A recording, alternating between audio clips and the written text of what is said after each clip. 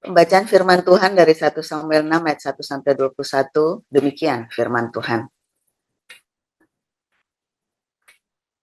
Setelah 7 bulan lamanya tabut Tuhan itu ada di daerah orang Filistin, maka orang Filistin itu memanggil para imam dan para petenung, lalu berkata kepada mereka, "Apakah yang harus kami lakukan dengan tabut Tuhan itu? Beritahukanlah kepada kami, bagaimana kami harus mengantarkannya kembali ke tempatnya." Lalu kata mereka, "Apabila kamu mengantarkan tabut Allah Israel itu, maka janganlah kamu mengantarkannya dengan tangan hampa, melainkan haruslah kamu membayar tebusan salah kepadanya. Maka kamu akan menjadi sembuh dan kamu akan mengetahui mengapa tangannya tidak undur daripadamu." Sesudah itu bertanyalah mereka, "Apakah tebusan salah yang harus kami bayar kepadanya?" Jawab mereka, "Menurut jumlah raja-raja kota orang Filistin, 5 borok emas dan 5 tikus emas, sebab tulah yang sama menimpa kamu sekalian dan raja-raja kotamu. Jadi buatlah gambar borok-borokmu dan gambar tikus yang merusak tanahmu, dan sampaikanlah hormatmu kepada Allah Israel. Mungkin ia akan mengangkat daripadamu, daripada Allahmu, dan daripada tanahmu, tangannya yang menekan dengan berat. Mengapa kamu berkeras hati, sama seperti orang Mesir dan Fir'aun berkeras hati? Bukankah mereka membiarkan bangsa itu pergi ketika ia mempermain-mainkan mereka? Oleh sebab itu, ambillah dan siapkanlah sebuah kereta baru dengan 2 ekor lembu yang menyusui, yang belum pernah kena kuk. Pasanglah kedua lembu itu pada kereta, tetapi bawalah anak-anaknya kembali ke rumah, supaya jangan mengikutinya lagi. Kemudian ambillah tabut Tuhan, muatkanlah itu ke atas kereta, dan letakkanlah benda-benda emas yang harus kamu bayar kepadanya sebagai tebusan salah ke dalam suatu peti di sisinya. Dan biarkanlah tabut itu pergi. Perhatikanlah, apabila tabut itu mengambil jalan ke daerahnya, ke Bet Semes, maka dialah itu yang telah mendatangkan malapetaka yang hebat ini kepada kita. Dan jika tidak, maka kita mengetahui bahwa bukanlah tangannya yang telah menimpa kita. Kebetulan saja hal itu terjadi kepada kita. Demikianlah diperbuat orang-orang itu. Mereka mengambil 2 ekor lembu yang menyusui, dipasangnya pada kereta, tetapi anak-anaknya ditahan di rumah. Mereka meletakkan tabut Tuhan ke atas kereta, juga peti berisi tikus-tikus emas dan gambar benjol-benjol mereka. Lembu-lembu itu langsung mengikuti jalan yang ke Bet Semes, melalui satu jalan raya sambil menguak dengan tidak menyimpang ke kanan atau ke kiri, sedang raja-raja kota orang Filistin itu berjalan di belakangnya sampai ke daerah Bet Semes. Orang-orang Bet Semes sedang menuai gandum di lembah. Ketika mereka mengangkat muka, maka tampaklah kepada mereka tabut itu, lalu bersukacitalah mereka melihatnya. Kereta itu sampai ke ladang Yosua, orang Bet Semes itu, dan berhenti di sana. Di sana ada batu besar. Mereka membelah kayu kereta itu, dan mereka mempersembahkan lembu-lembu sebagai korban bakaran kepada Tuhan. Orang-orang suku Lewi menurunkan tabut Tuhan dengan peti yang ada di sebelahnya, yang di dalamnya ada benda-benda emas itu. lalu menaruhnya di atas batu besar itu, dan pada hari itu orang-orang Bet-Semes mempersembahkan korban bakaran dan korban sembelihan kepada Tuhan. Ketika kelima raja kota orang Filistin melihat hal itu, pulanglah mereka ke Ekron pada hari itu juga. Inilah benjol-benjol emas yang dibayar orang Filistin kepada Tuhan sebagai tebusan salah. Dari Asdod 1, dari Gaza 1, dari Askelon 1, dari Gad 1, dari Ekron 1. Lagi, tikus-tikus emas menurut jumlah segala kota orang Filistin, kepunyaan kelima raja kota itu, baik kota-kota yang berkubu maupun dusun-dusun sekitarnya. Dan batu besar yang di atasnya diletakkan mereka tabut Tuhan di ladang Yosua orang Bet-Semes itu adalah saksi sampai hari ini.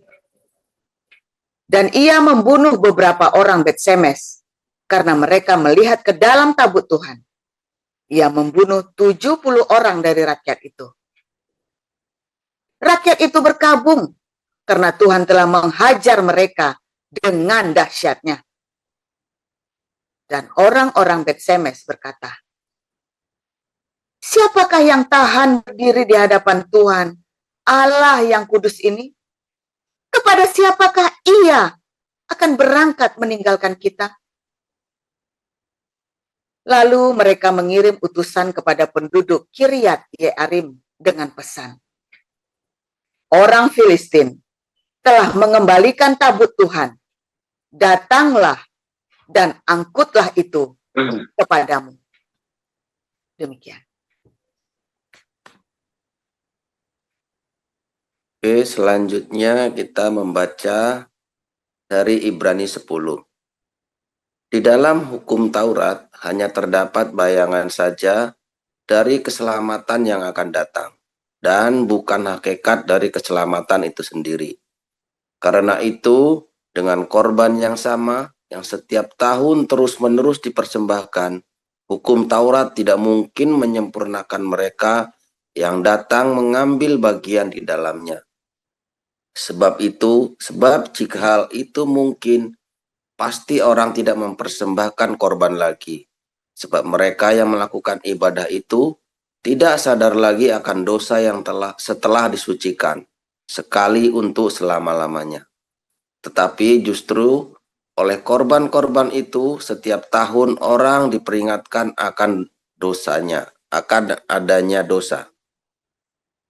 Sebab tidak mungkin darah lembu jantan atau darah domba jantan menghapuskan dosa. Karena itu, ketika ia masuk ke dunia, ia berkata, korban dan persembahan tidak engkau kehendaki, tetapi engkau telah menyediakan tubuh bagiku, kepada korban bakaran dan korban penghapus dosa. Engkau tidak berkenan. Lalu aku berkata, sungguh, aku datang dalam gulungan kitab. Ada tertulis tentang aku untuk melakukan kehendak-Mu ya Allahku.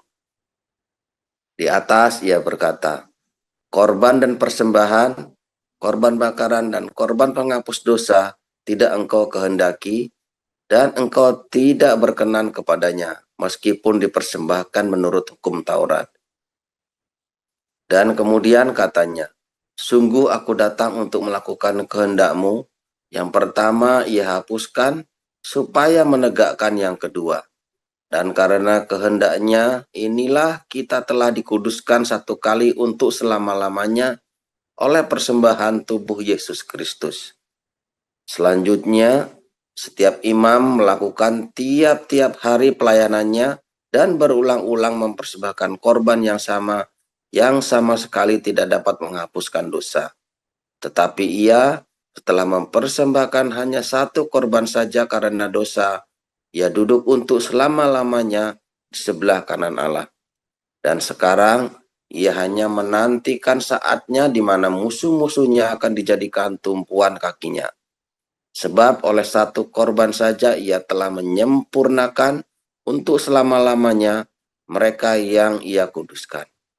Dan tentang hal itu Roh Kudus juga memberi kesaksian kepada kita, sebab setelah ia berfirman, inilah perjanjian yang akan kuadakan dengan mereka sesudah waktu itu.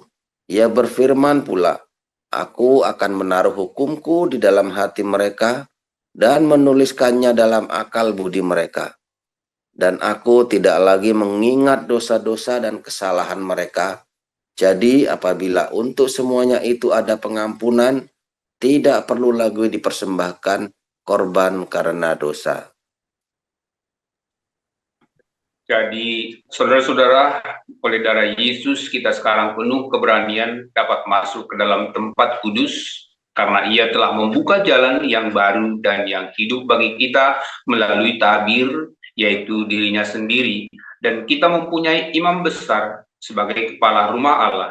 Karena itu, marilah kita menghadap Allah dengan hati yang tulus ikhlas dan keyakinan iman yang teguh, oleh karena hati kita telah dibersihkan dari hati nurani yang jahat dan tubuh kita telah dibasuh dengan air yang murni. Marilah kita teguh berpegang pada pengakuan tentang pengharapan kita, sebab Ia yang menjanjikannya setia. Dan marilah kita saling memperhatikan supaya kita saling mendorong dalam kasih dan dalam pekerjaan baik. Janganlah kita menjauhkan diri dari pertemuan-pertemuan ibadah kita seperti dibiasakan oleh beberapa orang, tetapi marilah kita saling menasihati dan semakin giat melakukannya menjelang hari Tuhan yang mendekat. Sebab jika kita sengaja berbuat dosa sesudah memperoleh pengetahuan tentang kebenaran, maka tidak ada lagi korban untuk menghapus dosa itu. Tetapi yang ada ialah kematian yang mengerikan, akan penghakiman dan api yang dahsyat yang akan menghanguskan semua orang durhaka. Jika ada orang yang menolak hukum Musa, ia dihukum mati tanpa belas kasihan atas keterangan 2 atau 3 orang saksi. Betapa lebih beratnya hukuman yang harus dijatuhkan atas dia yang menginjak-injak anak Allah, yang menganggap najis darah perjanjian yang menguduskannya, dan yang menghina roh kasih karunia. Sebab kita mengenal Dia yang berkata, pembalasan adalah hakku, akulah yang akan menuntut pembalasan. Dan lagi, Tuhan akan menghakimi umatnya.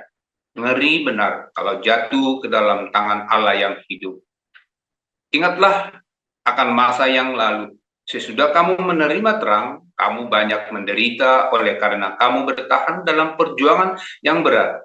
Baik waktu kamu dijadikan tontonan oleh cercaan dan penderitaan, maupun waktu kamu mengambil bagian dalam penderitaan mereka yang diperlakukan sedemikian.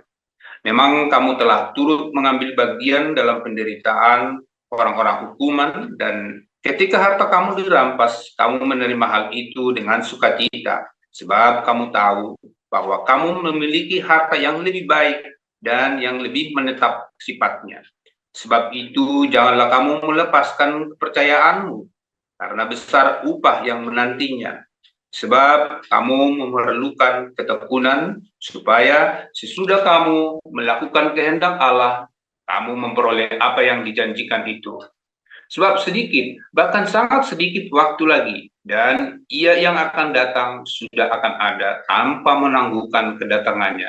Tetapi orangku yang benar akan hidup oleh iman, dan apabila ia mengundurkan diri, maka aku tidak berkenan kepadanya. Tetapi kita bukanlah orang-orang yang mengundurkan diri dan binasa, tetapi orang-orang yang percaya dan yang beroleh hidup. Demikian firman Allah. Baik, terima kasih para lektor, terima kasih Bu Nerliana, Pak Maruli, dan Pak Mulya Setangga. Kita akan mendengarkan renungan yang berjudul Tabut Tuhan oleh Dr. Yosef Paul Jiang. Silakan Pastor Paul.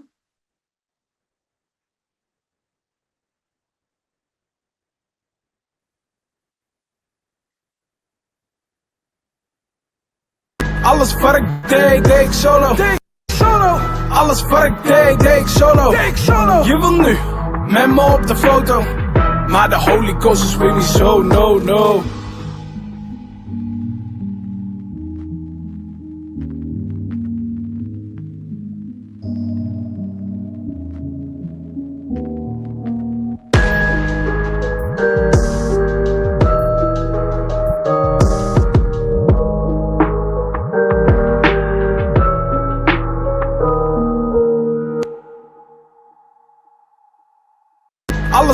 deed, deed ik solo.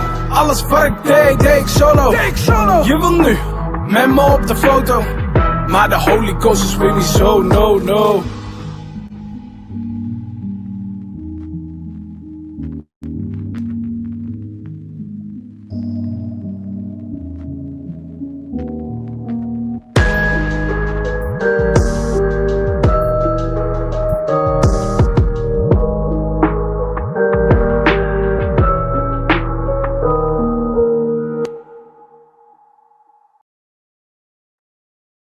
Baik, sambil menunggu Pastor Paul untuk persiapan, dimohon untuk Bu Ambar dan Pak Edi untuk memimpin lagu 1-2 pujian. Oke, terima kasih. Silakan, Bu.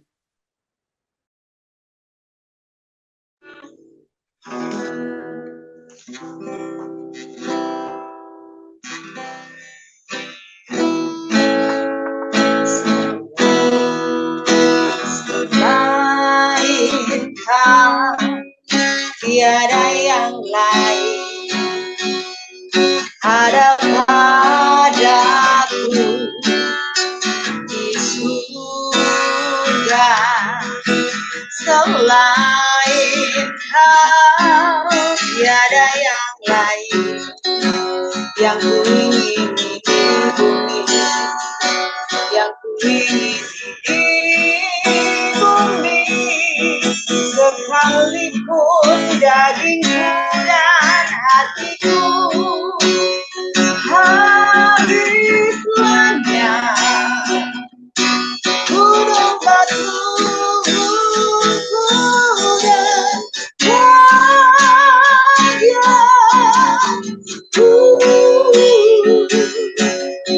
tetaplah Allah selama-lamanya.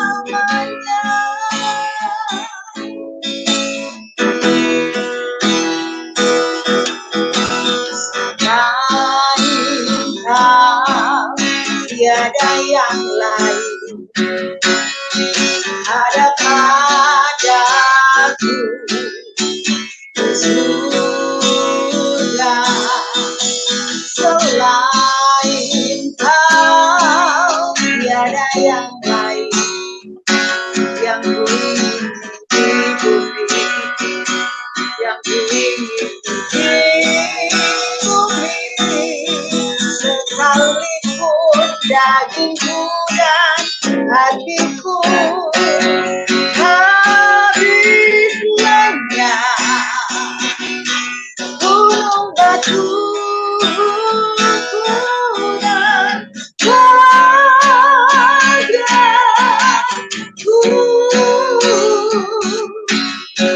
tetaplah Allah selama-lamanya.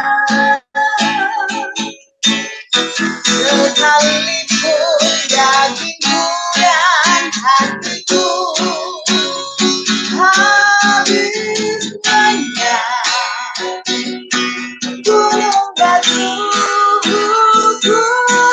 dan bahagia,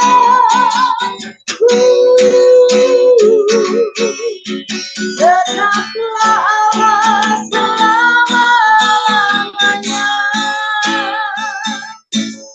Sekalipun dagingku dan hatiku habis lenyap, gunung batu dan bahagia,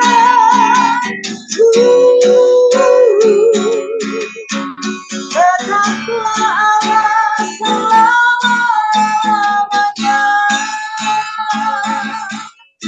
Tetaplah Allah selama-lamanya.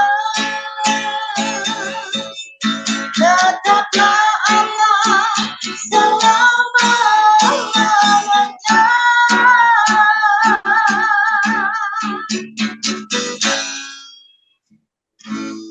Terima kasih Bu Ambar dan Pak Edi. Pak Paul, silakan, Pastor Paul.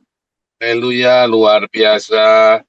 Terima kasih semuanya ya. Saya baru di perjalanan pulang. Biasanya saya udah di pin on ya, berada di spotlight ya. Oke. Saudara, hari-hari ini kita sedang bikin proyek Eropa ya, saudara ya, proyek Eropa. At any cost ya, saya mau jangkau jiwa-jiwa orang-orang Belanda. Nggak mudah. Semua gagal, saudara. Semua orang Indonesia masuk Eropa, masuk Belanda gagal. Belum ada yang sukses. Ya, punya jemaat nanti 50, 100 terus bubar, saudara. Ya, bubar, terus berantem sendiri, pendeta-pendetanya, tengkar sendiri, kelahi sendiri, ya, intrik-intrik, apa segala macam, saling fitnah, terus bubar baju masing-masing, akhirnya semua pahitan. Orang-orang Belandanya sendiri, mereka capek, ya saudara ya, mereka berusaha penginjilan ini itu, aduh setengah mati mereka ya, saya. Makanya saya bilang at any cost, ya Tuhan sudah bawa ke sini, saya membawa wahyu dari Tuhan, ya, saya membawa visi dari Tuhan. Ya. Dan saya bilang, saya masuk Eropa dengan 100 US dollar, saudara ya, hanya 100 US saya pegang. Saya cuma bawa satu koper, satu bag, ya satu tas punggung ya, sama buku khilafah terakhir itu 100 pieces, 200 pieces, ya, ya buat bertahan hidup beli. Wah, saya bawa sleeping bag juga, tapi bersyukur sama Tuhan, ya kami nggak pernah jadi gembel ya, sampai hari ini kita cukupkan dengan luar biasa. Ya, nah, bentar ya, ini nggak enak banget posisinya ya. Ini apa di kabel-kabel. Nah, maka dari itu, saudara, ketika banyak pendeta-pendeta Indonesia dia datang kemari, kita akan membangkitkan Eropa yang tidur. Lalu mereka khotbahnya di gereja-gereja Indonesia, lalu mereka menjangkau orang-orang Indonesia, saudara ya. Saya bilang, waduh, kamu membangkitkan Eropa yang tidur, kamu bahasanya orang Eropanya aja kamu nggak bisa, ya kan? Lalu ada orang-orang yang memang dari lahir sudah di sini menjadi gembala, tetapi ada yang dijangkau juga orang-orang Indonesia juga. Nah, saya belajar komit ya dengan bahasa Inggris, bahasa Belanda ya, karena saya bisa bahasa Jerman juga tentunya ya, walaupun karena saya tidak tinggal di Jerman, jadi ya terbata-bata. Kecuali saya nanti tinggal 6 bulan, ya lancar lagi karena saya sudah selesai B1. B1 itu artinya kita bahasa yang sudah bisa buat kerja ya, saudara ya, kerja sehari-hari. Nah, karena kan punya A1, A2, B1. Nah, kalau B1 itu ya kayak kalau Anda belajar bahasa Inggris kalau lulus kuliahan itu ya B1 tuh. Ya, maksudnya begitu. Nah, bahasa Belanda saya juga B1, saudara ya. Jadi saya komit. Kadang-kadang saya khotbah juga pakai bahasa Belanda ya. Kadang-kadang khotbah pakai bahasa Belanda. Itu komitmen ya, kita benar-benar kita mau menjangkau. Ya. Nah, itulah sebabnya saya mati-matian, saya jaga. Ya. Tetapi ada yang penting, saudara ya, apapun yang saya kerjakan, termasuk apapun yang Anda kerjakan, itu apa, saudara? Tabut Tuhan itu jangan sampai dirampas musuh, saudara.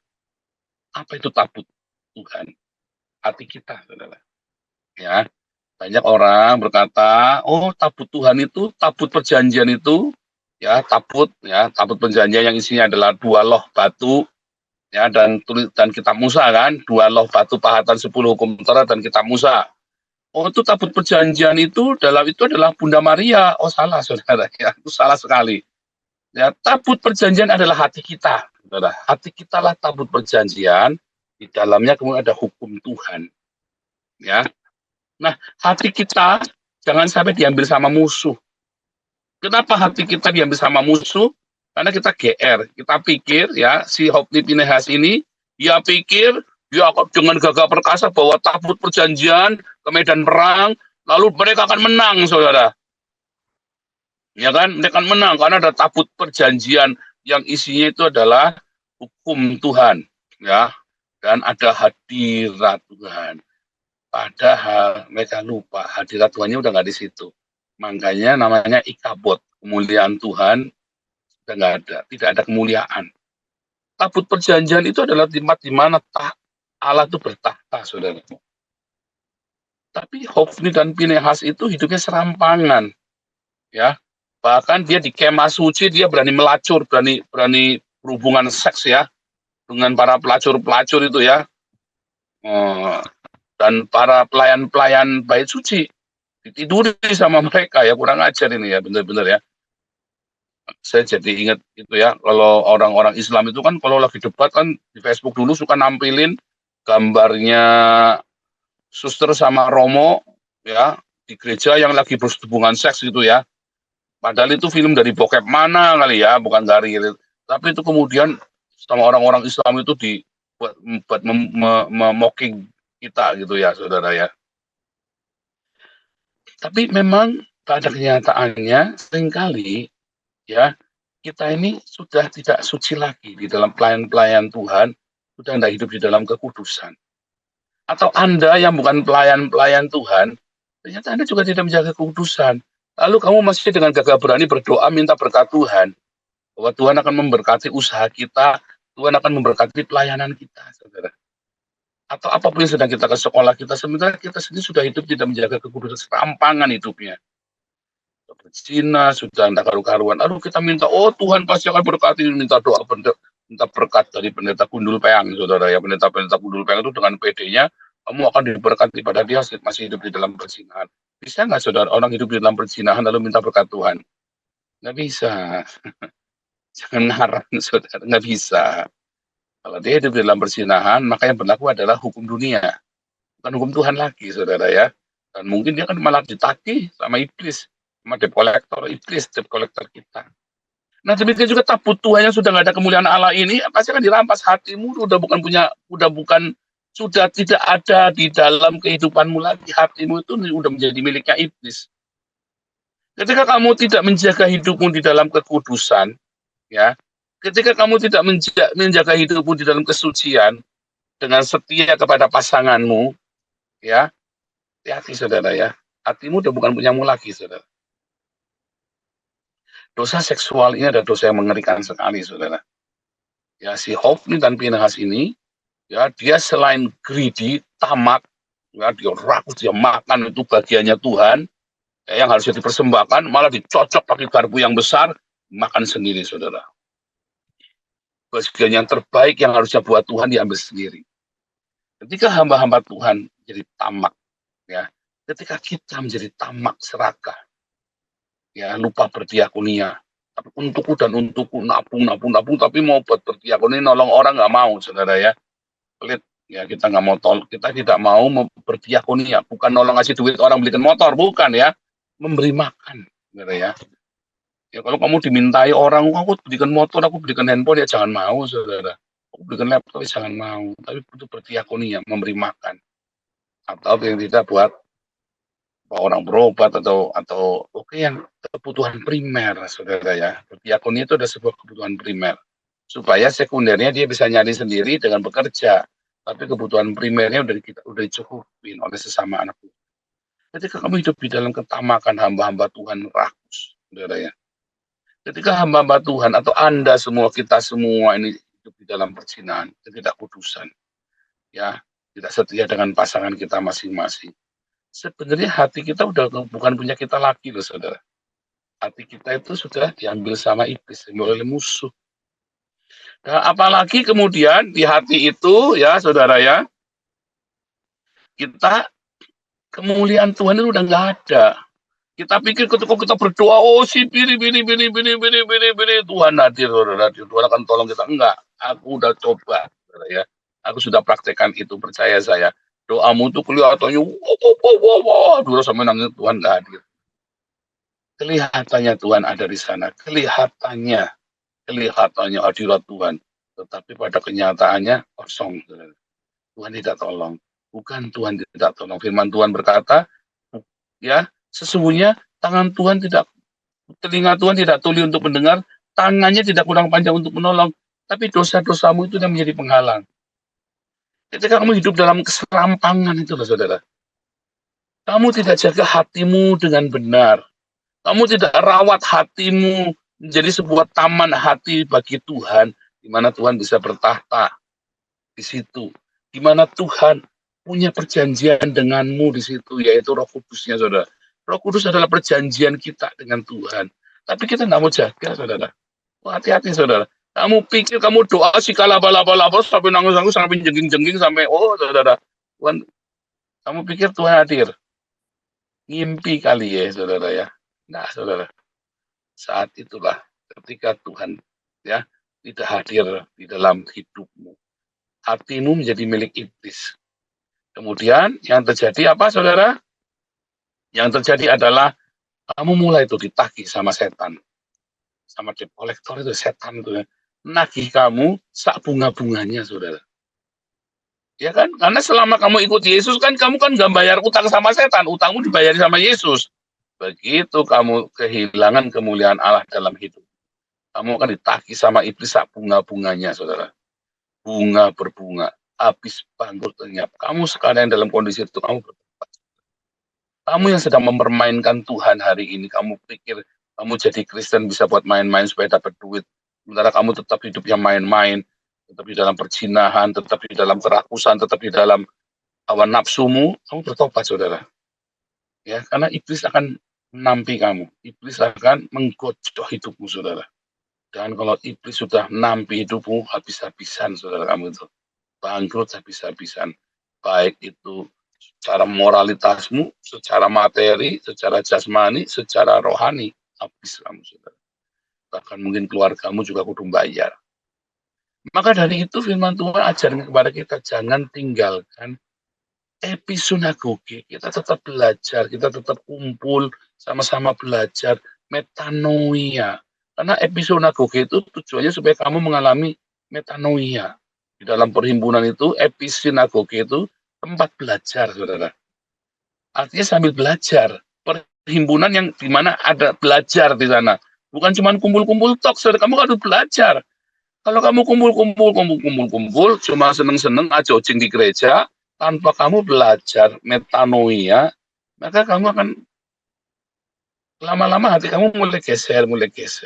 Ketika kamu punya panutan yang hedonisme, panutan hamba-hamba itu ya, hamba-hamba hedonisme, maka hatimu mulai geser. Nah, episinagoge adalah tempat di mana kita mengalami metanoia, perubahan akal budi. Sehingga hati kita makin saleh, ya kan? Sehingga iman kita makin bertumbuh. Ketika kita bergesekan, kita makin dewasa. Responnya makin benar, bukan mutungan. Ya. Tapi ketika kamu mulai mutungan, ketika kamu mulai gak fokus sama Tuhan lagi, hidup dalam tidak kudusan. Hati-hati, saudara, jangan-jangan hatimu sudah mulai diambil sama setan tuh. Dan kamu ketika itu kembali, ya. Ketika kamu ambil hatimu kembali, kamu datang sama Tuhan, ada pertobatan, ada perubahan, ada metanoia. Tapi kamu harus bayar dulu, saudara, kata Ibrani 10. Ya, kamu harus bayar dulu dengan hidupmu, saudara, ya.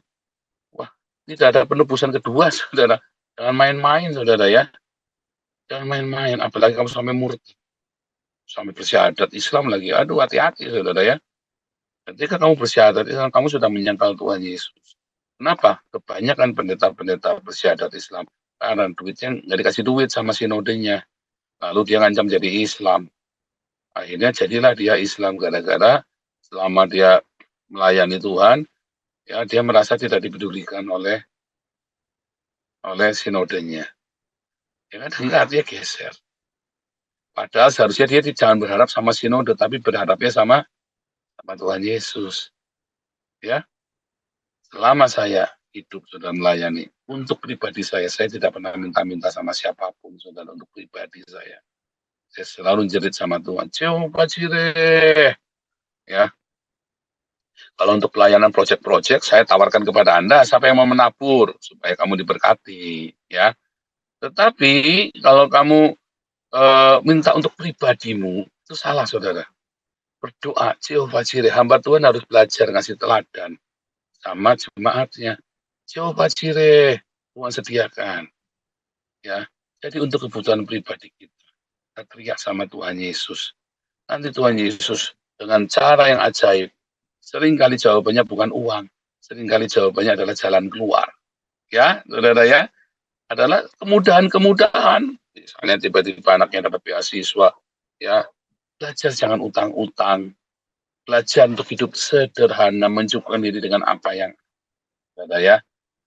Luar biasa, itulah tabut Tuhan, yaitu hati kita. Tabut Tuhan itu hati kita. Di dalamnya ada perjanjian kita dengan Tuhan, di atas tertutup pendamaian di mana Roh Kudus itu ada di situ. Saudara, ya. hadirat Allah itu bertahta di situ, di atas tutup pendamaian itu. Karena ada apa, saudara? Ada perjanjian kita dengan Tuhan, yaitu Roh Kudus. Perjanjian yang ditulis di loh hati kita. Bukan dalam loh batu lagi, tapi di loh hati kita. Lalu di situ dipercikan darah Yesus. Ya, haleluya, itulah hati kita. Jangan sampai dicuri orang, tetap lurus, tetap lempeng, jaga dalam kemurnian, kekudusan, dan selalu berdiakonia senantiasa. Ya, sehingga selalu dijaga dengan cinta kasih, penuh dengan kemurahan hati, penuh dengan belas kasihan, tapi mercy, bukan pity. Tuhan Yesus memberkati, haleluya. Ada perjanjian kita dengan Tuhan, yaitu Roh Kudus. Perjanjian yang ditulis di loh hati kita. Bukan dalam loh batu lagi, tapi di loh hati